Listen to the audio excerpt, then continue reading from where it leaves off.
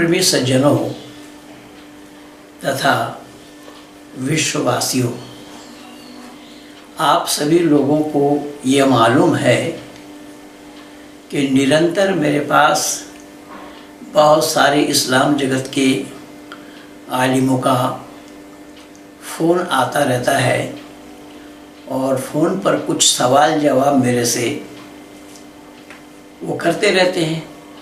कुछ वो सुनते हैं, कुछ वो सुनाते हैं, कुछ सवाल वो करते हैं जिनका जवाब मैं देता हूँ। आज लगभग 2 वर्षों से महाराष्ट्र नांदेड़ ज़िला का, नांदेड़ शहर का ही है, मौलाना जैद जो मेरे टच में है और उनसे कई लोगों ने वार्ता भी की है।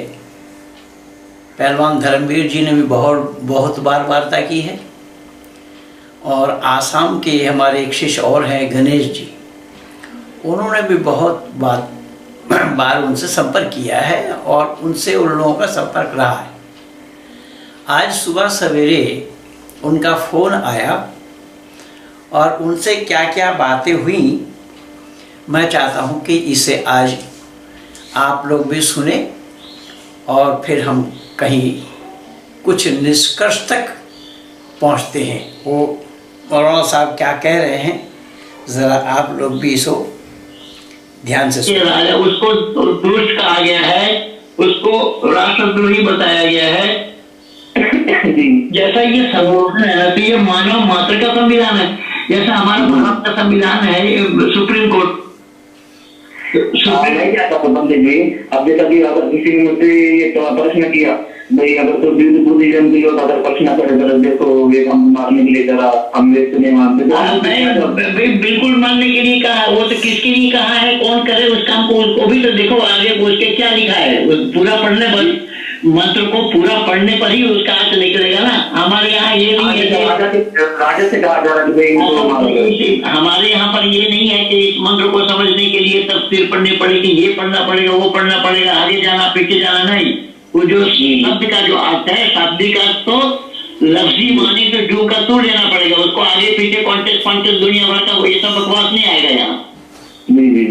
क्या बताया जा रहा है उसको समझने का काम है केवल, कि उनको किसके लिए आदेश हुआ है, किनको बताया गया है, ये बातें हैं।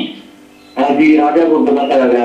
हाँ, तो राजा को अपनी, जैसा मैं बोला ना कि भारत का हमारा संविधान सुप्रीम कोर्ट है, तो सुप्रीम कोर्ट की राय को कोई अमान्य करेगा तो वो सलाह के हकदार है कि नहीं है। जी। तो ठीक इसी तरीके से वेद मानवता का सुप्रीम कोर्ट है, मानव मात्र का। तो जब मानव मात्र का सुप्रीम पावर है, उसमें वो बता दिया है, सारा प्रमाण दे दिया है, तो वो राजा के लिए कि राजपाट को चलाने के लिए क्या क्या करना होगा, तो वो सारा प्रकरण उसी में आया है। तो उसमें हर एक को थोड़ी बताया गया है कि मुक़ातिल कि जब तक अल्लाह का दीन ना फैल जाए दुनिया में, काफिरों को जहाँ पाओ वहीं कत्ल करो, ये तो नहीं बोला गया अभी इसमें। हाँ जी, जैसा कि अगर वो मुझसे समझो आप बुरा मत माने, अगर वो समझो जैसा कि कुरान में कहा गया कि जो अल्लाह को ना माने, जिब्रील को ना माने, वो काफिर है। हाँ।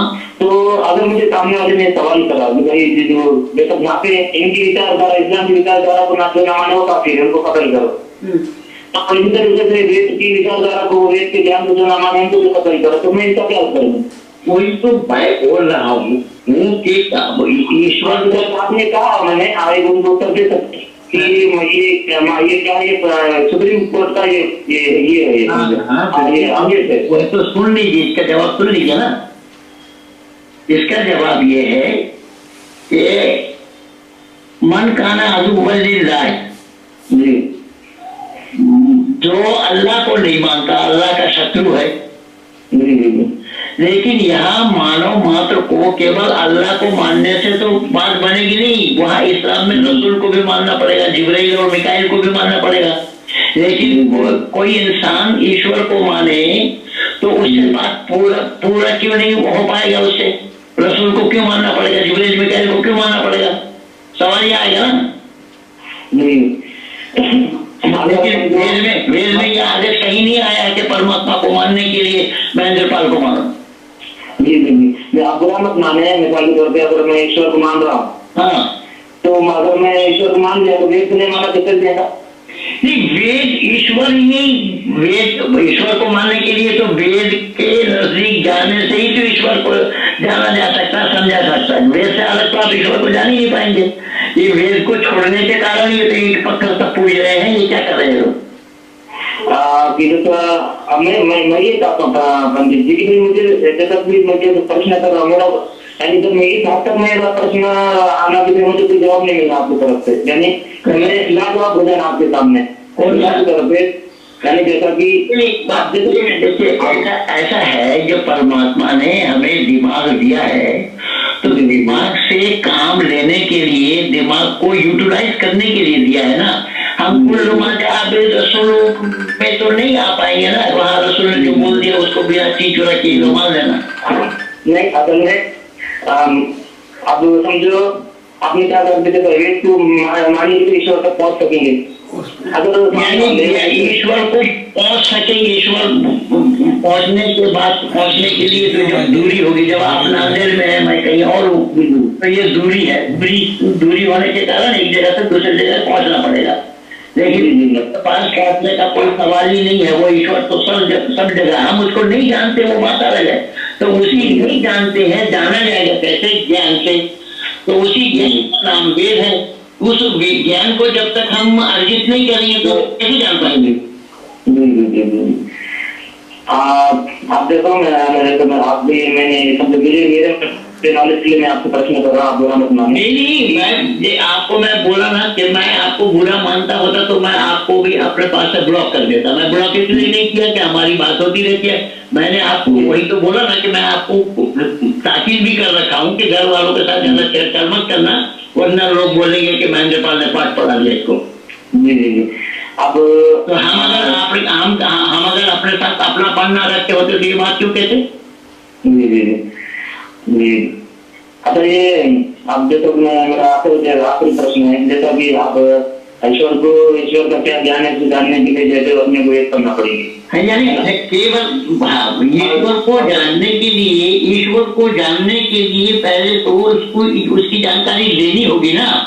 जब आपका नंबर अगर मेरे पास नहीं है, आपको मैं जानता नहीं हूँ, तो आपसे बात कैसे करेंगे?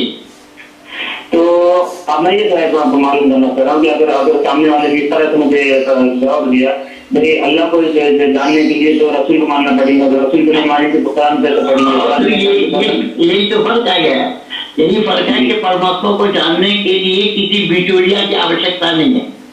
जी जी। किसी शख्स बीच में आकर के जानकारी देगा ऐसा नहीं है।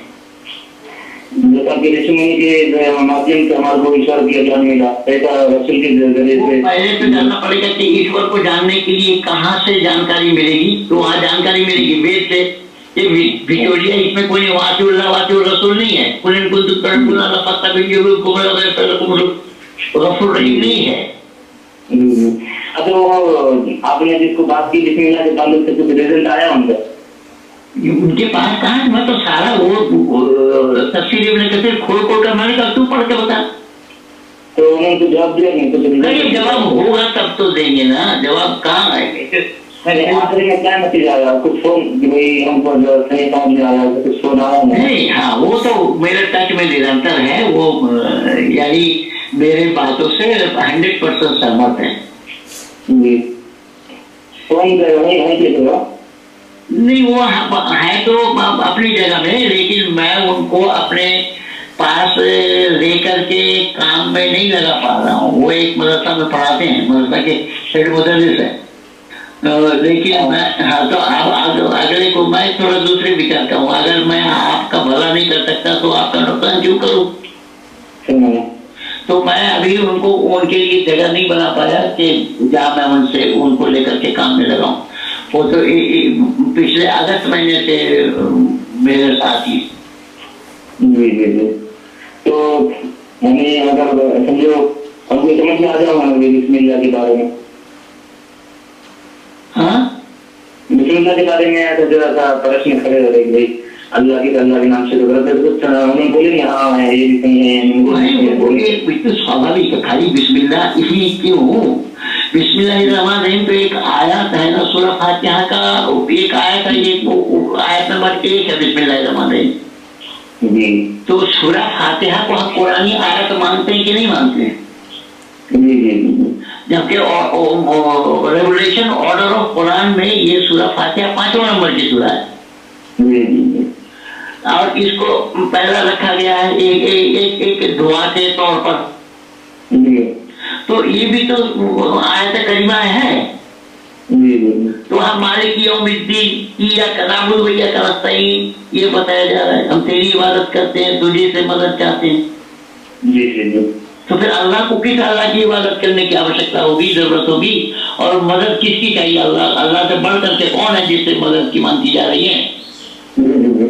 उन्होंने मैंने उसके बारे में पूछा तो बोले कि हमको इसकी कॉपी करने के लिए अल्लाह ने हमको सिखाया। जैसा बाप बेटे से कहो बेटा तो बाप जो ये कह रहा वो खुद को याद करने के लिए नहीं, बेटे सिखाने के लिए कह रहा था। तो उत्तर दिया मुझे नहीं तो ठीक है, बात सिखाने के लिए कहा। और आपने वो पाकिस्तानी वाला भी वीडियो भेजा था, वो कुरान अल्लाह सब जगह है, तो कुरान क्या हाफिज बैठा नीचे, तो क्या कुरान नीचे रखा है? ये वो बोला था, उसमें मैं बोला वही। अगर कोई ये बोले जैसे क्या कहा आपने अभी, क्या सवाल किया उसने? उसने कहा कि भाई अल्लाह ताला बाप बेटा से कह रहा है कि बेटा ऐसा बोलो, नहीं हमको कॉपी करने के लिए उसने ये सब इस्तेमाल किया। वही मैं आपसे ही कहवाना चाह रहा हूँ कि अगर बाप ने बोला है कि बेटा मेरा कॉपी करो, तो बाप ने बोल करके कॉपी करवाया या बिना बोले कॉपी करवाया? उसने जो तो ये शब्द देकर, ये जो शब्द मोहम्मद शब्द ये हम तेरी इबादत करते हैं, तुझे से मदद मांगते हैं, तो ये शब्द मोहम्मद को अपने मुसलमान को दिया बस।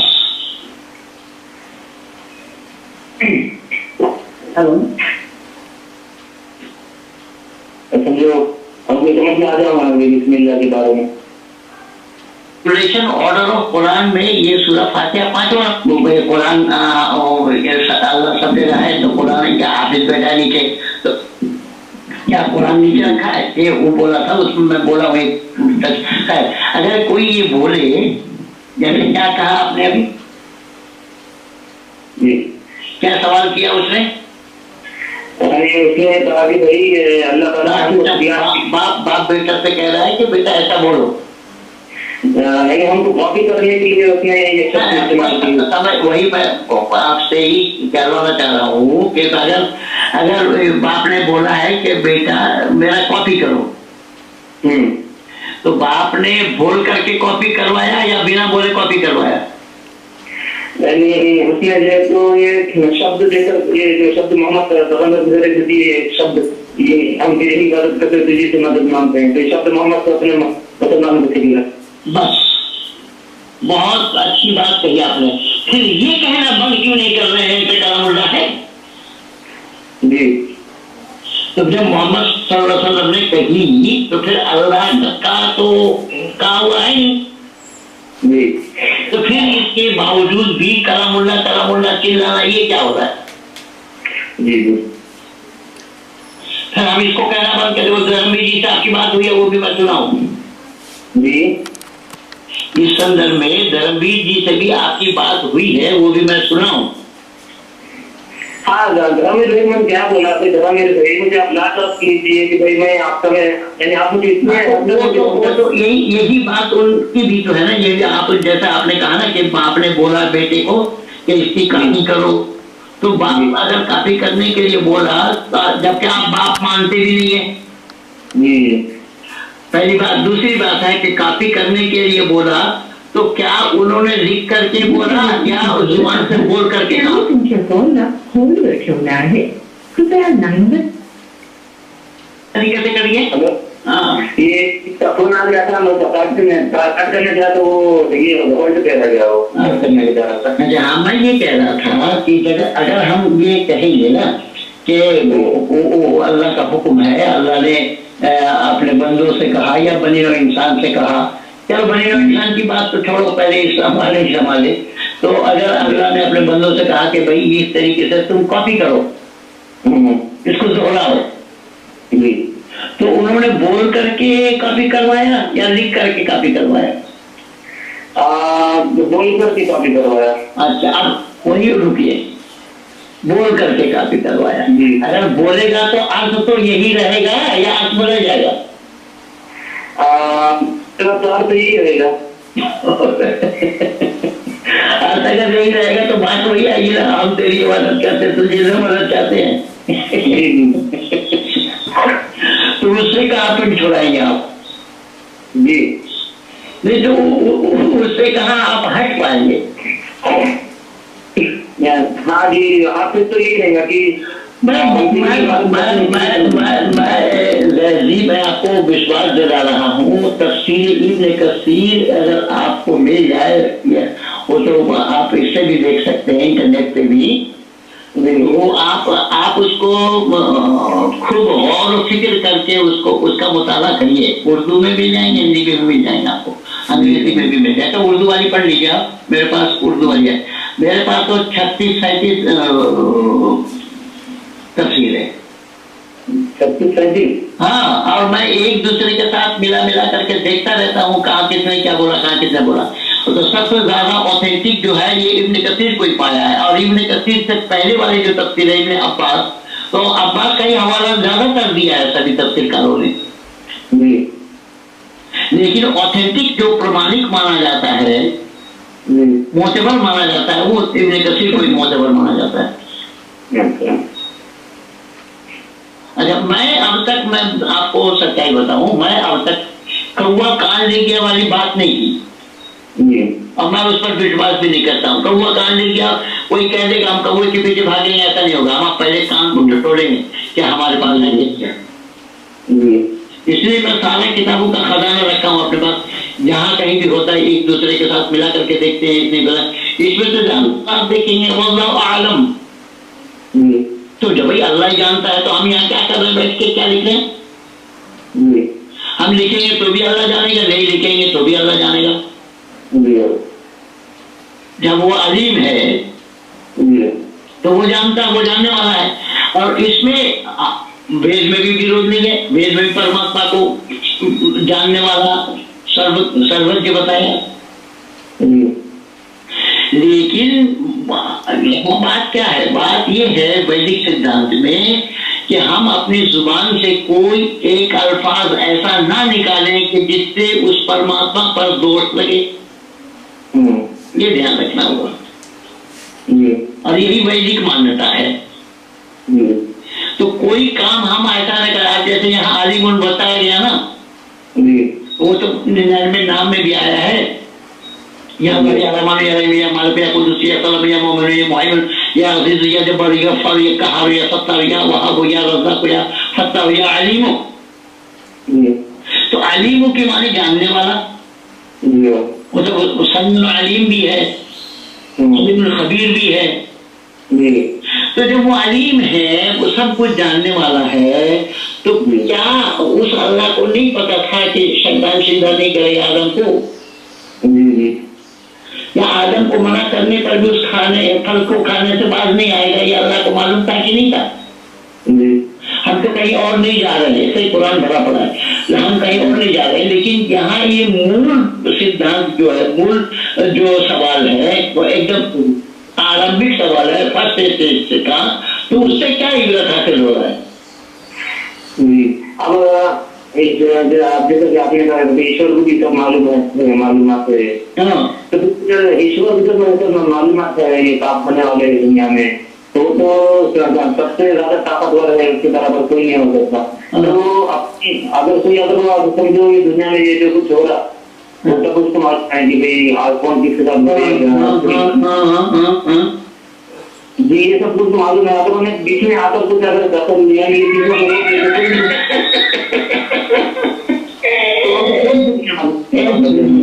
सुनिए, इसी चीज को ही समझना है कि पहली बात तो यह है कि वो एक फैक्ट्री आपने बनाई, फैक्ट्री बना करके वहां सब मशीन लगा दी, सब कुछ कर दिया, और सब उसको चलाने के लिए सब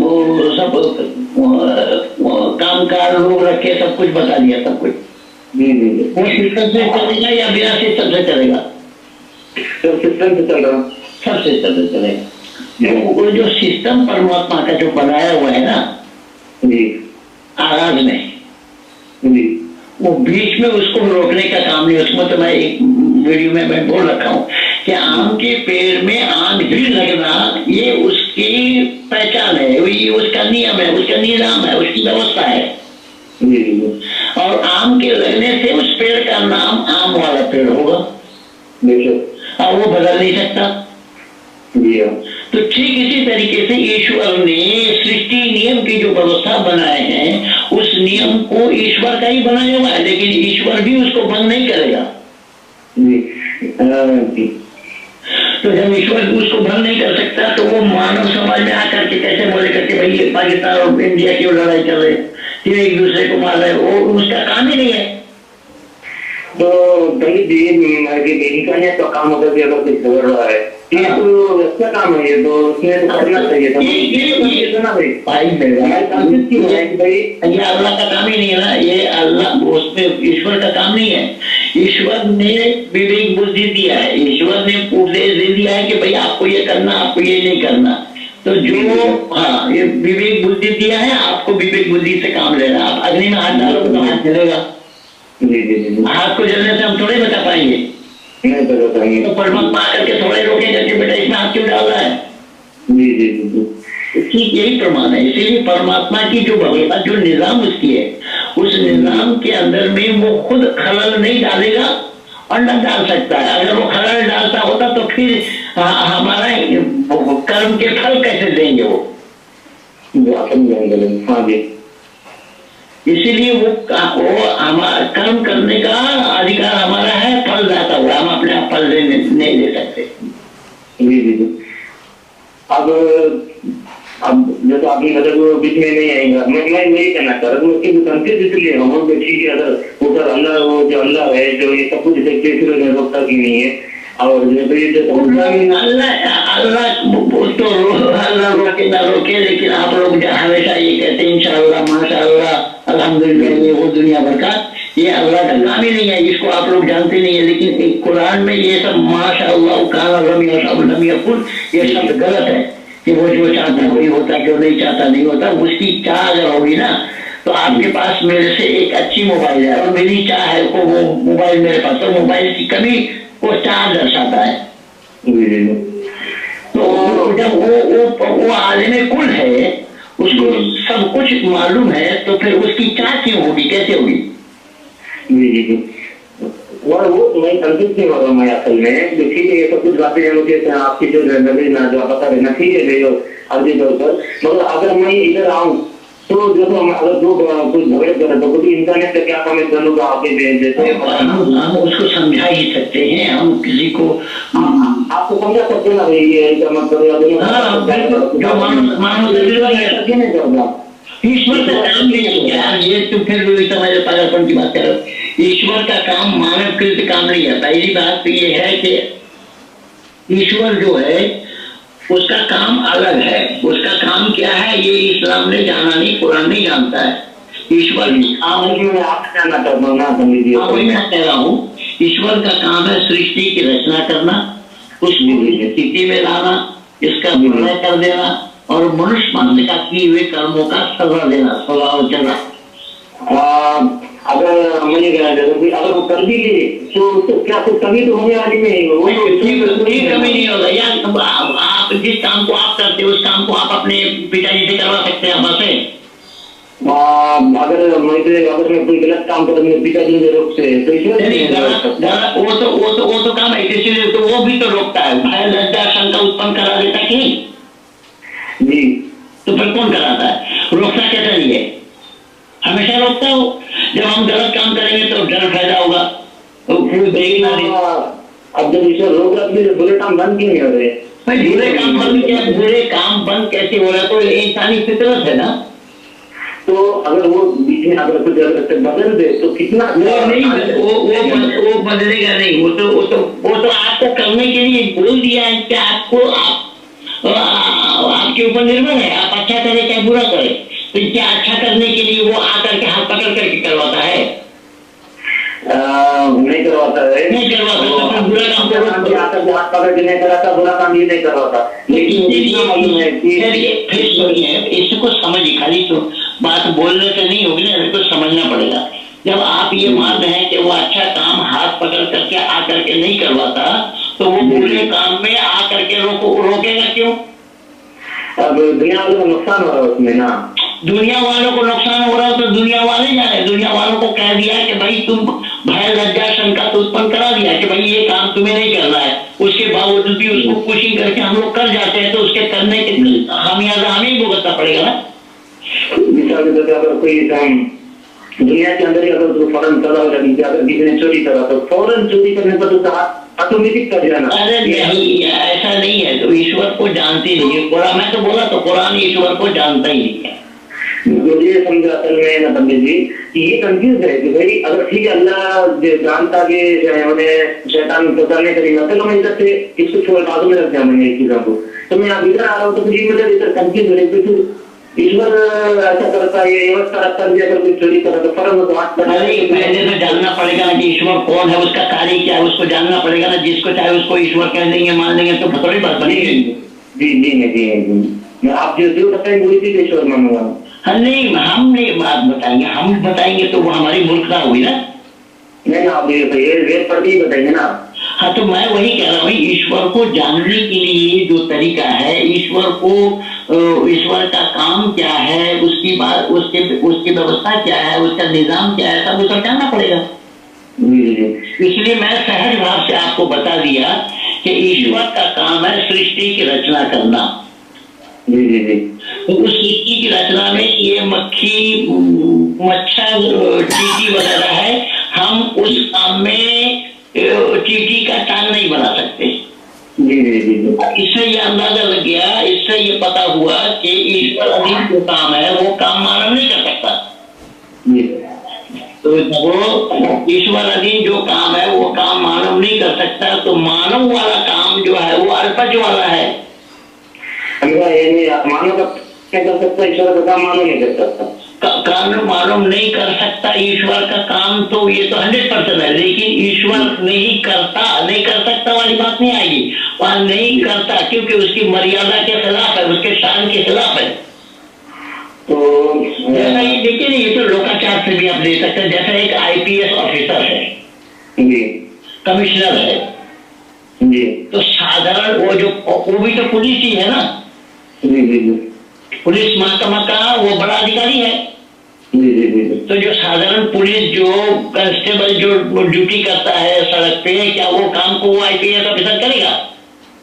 नहीं करेंगे ना। क्यों नहीं करेंगे?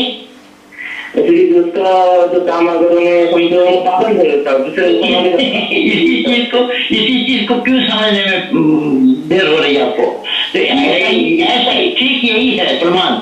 ठीक यही प्रमाण है कि मानव का जो काम है वो अल्पज्यता का है और परमात्मा का काम सर्वज्ञता का है। तो जो सर्वज्ञ है वो अल्पज्यता वाला काम क्यों करेगा? उसके शान के खिलाफ है। मिसाल हमने पुलिस जो ये तो पाबंद है, अगर उन्हें दूसरे के काम में अपना काम छोड़ के दूसरे का काम करेंगे तो वो ऊपर से पकड़ होंगे, तो अपना काम छोड़ के नहीं करेंगे। ईश्वर का तो कोई ऊपर है ही नहीं। अरे तब ईश्वर का ऊपर है नहीं, तभी तो उसकी व्यवस्था है, तभी उसकी व्यवस्था का कारण ही तो ईश्वर नाम पड़ा उसका। नहीं तो पागल नहीं कहलाता जो मन में आता तो। जी जी। तो जब उसके ऊपर उसको पूछने बराबर कर दे, अगर ऐसा कुरान केवल कहता है, कुरान का लेकिन ये वेद नहीं कहता इस बात को। वेद नहीं कहता। हाँ, वेद में नहीं। आप लोगों ने सुना ये वार्ता, ये मौलाना जैद साहब की हैं जो नांदेड़ के रहने वाले हैं, महाराष्ट्र। और इस बेचारे की गलती नहीं है, उसको बचपन से यही पढ़ाई गई है। इस्लाम की पढ़ाई यही है, अल्लाह जो चाहे सो करे। अल्लाह जो चाहेगा सो करेगा, यही तो इंशाअल्लाह माशाअल्लाह ये सब है ना। तभी तो कुरान भी कह रहा है इस बात को, माशाअल्लाह काना लम यशा लम यकुन। अल्लाह जो चाहता वही होता है, जो नहीं चाहता नहीं होता। वमा तशाऊन इल्ला इन यशा अल्लाह रब्बुल आलमीन। तुम्हारे चाहने पर कुछ भी नहीं होता जब तक अल्लाह ना चाहे। ये तो वैदिक मान्यता इससे विपरीत है। वैदिक मान्यता में परमात्मा की चाह नहीं है। परमात्मा कभी भी ये नहीं कर सकते हैं या नहीं करेंगे जो मन में आए सो करे, ऐसा नहीं हो सकता। लेकिन अल्लाह की ये मनमानी है और इस्लाम वाले इसी पे ही अकीदा रखते हैं, इसी पर ही विश्वास करते हैं। अब काम बटा हुआ है, मानव का काम और ईश्वर का काम बटा हुआ है। और एक मौलाना ने स्वीकार किया है, आप लोग देख ही रहे हैं, सुन ही रहे हैं, कि वह इस्लाम का जानकार एक आलिम, वो भी इस सच्चाई को अब जानने के लिए तैयार हो गए, वो भी जान रहे हैं। लेकिन दुर्भाग्य तो ये है कि जो बात मानवता से परे की है वो कुरान भरा पड़ा है। मैं एक छोटा सा उदाहरण दे रहा हूँ और मैं आप लोगों को लिख करके भी दिया था। आप देखेंगे सूरह हूद का सूरह नंबर 11 आयत नंबर 40 से लेकर के 48 तक देखिए या 49 तक देखिए। तो वहाँ पर लूत का किस्सा बताया गया है, इसका नूह का किस्सा बताया गया कि तो नूह एक ईश्वरवाद के प्रचार में लगे, अल्लाह को छोड़कर किसी की इबादत नहीं करनी चाहिए, ये आया, क्योंकि उस समय इस्लाम का प्रचार नहीं था। तो जब हजरत नूह प्रचार करने में उतरे तो कुछ लोग इनके साथ आए। वहाँ तो गिन करके 80 बताया है इब्न कसीर में, बाकी लोग इनके खिलाफ थे। तो अल्लाह ने इन्होंने अल्लाह से दुआ मांगी कि अल्लाह ये लोग मेरे खिलाफ है तो आप इनको हलाक कर दीजिए। दुआ अल्लाह ने कबूल फरमाई। अल्लाह ने बोला, इससे पहले वीडियो में मैं बोल भी रखा हूँ, अल्लाह ने बोले एक नाव बनाए, कश्ती तैयार कर, हर एक ले जा, जानवर जीव जंतु पशु पक्षी जितना जो कुछ भी है न बता जवाब है बना। और उसमें आप लोगों ने देखा किस्सा कैसे कैसे है, कहीं हाथी का पूंछ हिला रहा है, कहीं शेर के पेशानी में हाथ फेर रहे हैं, आदि आदि हुआ। लेकिन मेरा सवाल ये है कि अगर यही नूह से दुनिया है तो क्या अल्लाह की दुनिया इतनी बड़ी है? कुछ लोगों को लेकर के अल्लाह की दुनिया है। ये नाव में जितने लोग आए थे और उन्हीं लोगों को लेकर के अल्लाह की दुनिया है। इसलिए मैं पहले ही बता चुका हूं, अल्लाह को दुनिया के बारे में कुछ भी जानकारी नहीं है, बिल्कुल अननोन है अल्लाह। और ये तो मुसलमानों की लफाजी है, ज़बरदस्ती है। बाइबल में भी यही बोला है और कुरान ने तो उसी पुरानी वाली किताब को ही फॉलो किया है, बाइबल का नकल किया है, पहले वाली किताब का नकल किया है। इसीलिए वो उस किताब को भी लेने के लिए कुरान में हुक्म है। कुरान में बता दी उनज़िल अलैका व मा उनज़िला मिन क़ब्लिक व बिल आखिरति हुम युक़िनून, जो नाजिल की गई और नाजिल की गई थी इससे पहले, वो किताब को भी मानना पड़ेगा। लेकिन मेरा कहने का तात्पर्य ये है कि दुनिया कितनी बड़ी है, क्या अल्लाह को जानकारी है? बिल्कुल अल्लाह को जानकारी नहीं है। अगर अल्लाह को जानकारी होती तो ये नूह वाली किस्से, तो किस्सा, इस किस्से से मानव समाज को क्या लाभ मिल रहा है भाई? परमात्मा का ज्ञान तो मानव मात्र के उत्थान के लिए होना चाहिए ना, पर इसमें मानव मात्र का क्या उत्थान है? और वो दुआ मांग रहे हैं, दुआ कबूल हो रहा है। तो किसी का हलाक कर देना, किसी को ख़त्म कर देना, मार देना, ये तो अल्लाह की फितरत है। जब अल्लाह की फितरत ये है तो जीव जंतु पशु पक्षी को क्या गलती थी कि उन्होंने, अल्लाह ने उन सबको बर्बाद कर दिया, फना कर दिया? तो ये नानी दादी की किस्सा है कुरान, इसलिए नहनु नकुस्सु अलैका अहसनल क़सस बताया है, ये मनोरम किस्सा। तो वेद में ऐसी बातों की कोई गुंजाइश नहीं है। आज मौलाना जैद ने इस बात को स्वीकार किया है और मौलाना जैद ने मेरे से प्रॉमिस किया है कि हाँ मैं बहुत जल्दी आपके पास आ रहा हूँ, और परमात्मा करे तो इसी तरीके से सत्य सनातन वैदिक धर्म को हम उजागर करते चलें। पर दुर्भाग्य तो ये है कि दुनिया के लोग सत्य सनातन वैदिक धर्म में आ रहे हैं और ये सत्य सनातन वैदिक धर्म वाले धर्म का धा नहीं जानते हैं। मुरारी बापू क्या कह रहे हैं?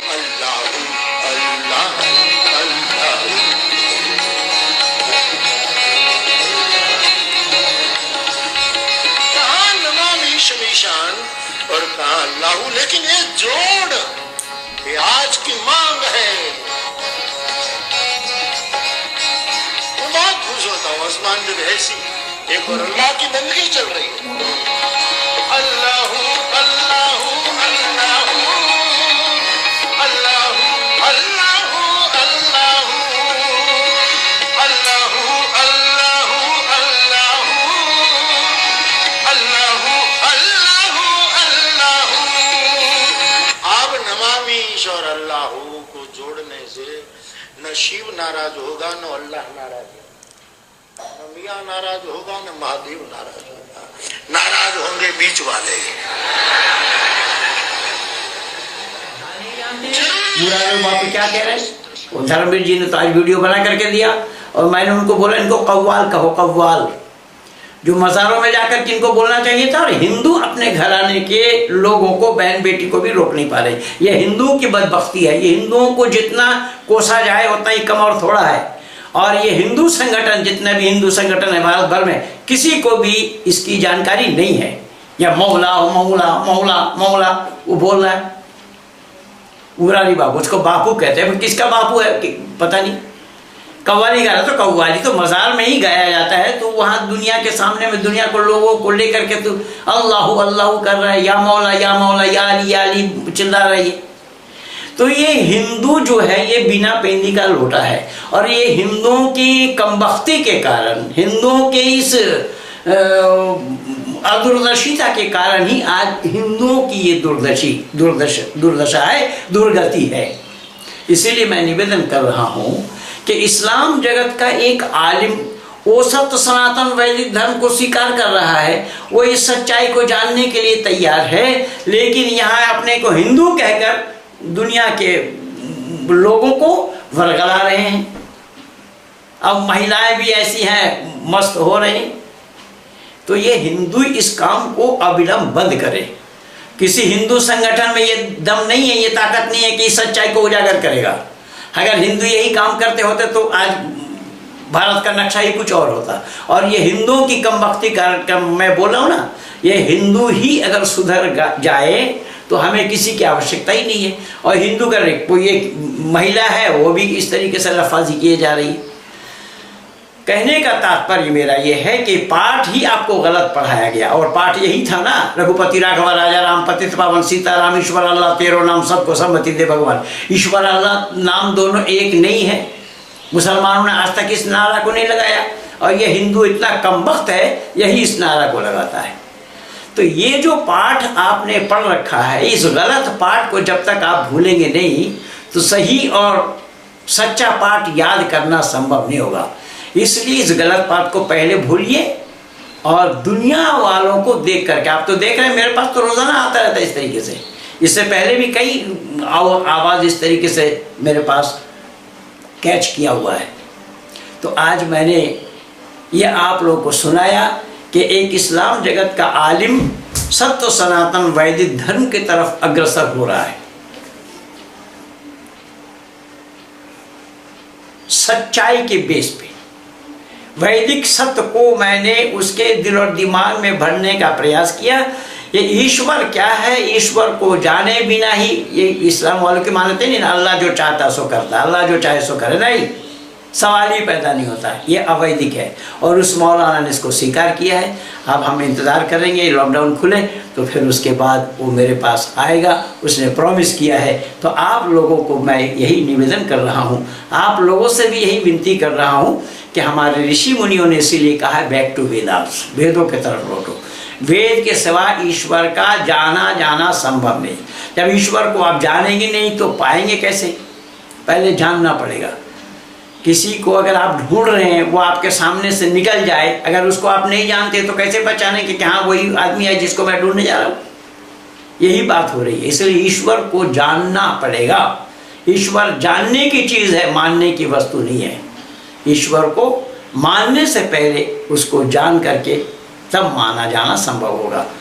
और एक ही परमपिता परमात्मा है, इस ब्रह्मांड का मालिक। हम मानव कहलाने के लिए हमारे और आपका ये परम कर्तव्य बन जाता है, उस ईश्वर को जाने, उसके सानिध्य को लाभ करें।